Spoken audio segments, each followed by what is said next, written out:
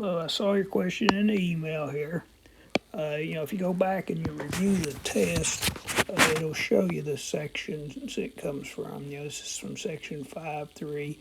How do you review it? If you go in the grade book, you can review your old test, and it shows the section when you're reviewing. So it comes from 5.3. It's like 13 out of the book.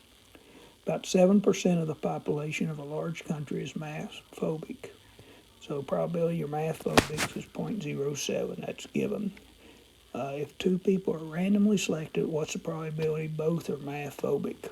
So probability selecting two people, the first one's math phobic and the second one's math phobic.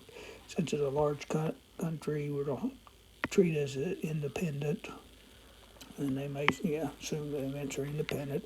So the formula for that is, that'll equal probability math phobia of the first person times probability math phobia of the second one, which is 0.07 times 0.07. You put that in your calculator, it's 0.0049.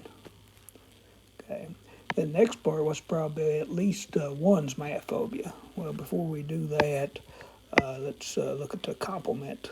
So probability of math phobia is 0.07. Probability you're not math phobic is 1, is the complement. 1 minus the 0.07 is 0.93. So probably at least one of the two is math phobia. You want to use the complement rule, which is it's 1 minus probability not, or both are math phobia. So you got two of them, so it'd be 1 minus 0.93 times 0.93. I'll let you put that in the calculator. Hope that helps.